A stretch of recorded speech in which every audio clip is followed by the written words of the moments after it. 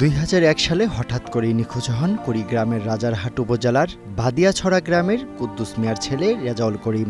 অনেক খোঁজাখুঁজির পরও তার কোনো সন্ধান মেলেনি।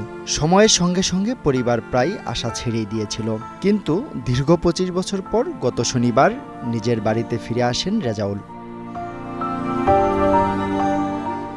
হারিয়ে যাওয়া স্বজনকে ফিরে পেয়ে আবেগে ভেঙে পড়েন পরিবারের সদস্যরা। তাকে এক নজর দেখতে বাড়িতে ভিড় করছেন পাড়া প্রতিবেশী ও আত্মীয় স্বজন। রেজাউল করিম জানান, একটি চক্র ফুসলিয়ে সীমান্ত পার করে ভারতে নিয়ে যায় তাকে।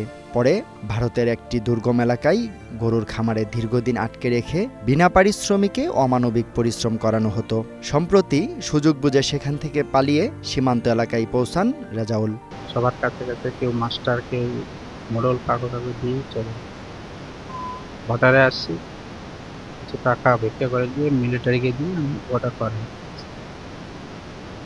বাড়িতে আসছি দেখি আমার বাপ অসুস্থ হয়ে আছে, পাগল হয়ে গেছে, জমি টমি কিছু নাই, বসার মতন জায়গা নেই।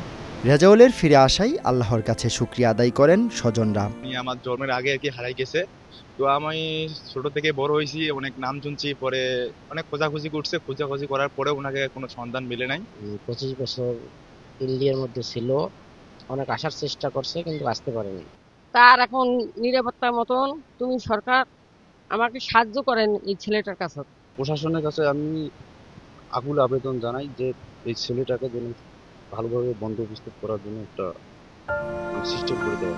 রেজাউলের জন্ম নিবন্ধন সহ প্রয়োজনীয় সব ধরনের প্রশাসনিক ও মানবিক সহযোগিতা প্রদান করার কথা জানিয়েছেন ইউনিয়ন পরিষদ চেয়ারম্যান। আমরা আমাদের ইউনিয়ন পরিষদ থেকে তার জন্ম নিবন্ধন সহ সর্বাত্মক সহযোগিতা করার চেষ্টা করব ইনশাআল্লাহ। 25 বছর পর হারিয়ে যাওয়া ছেলেকে ফিরে পেয়ে এখন আনন্দ আর আবেগে ভাসছে পুরো পরিবার। তবে সীমান্ত পাচার ও মানব পাচার রোধে সরকারের আরও হস্তক্ষেপ চায় স্থানীয়রা। Zubair Ahmed, green news desk.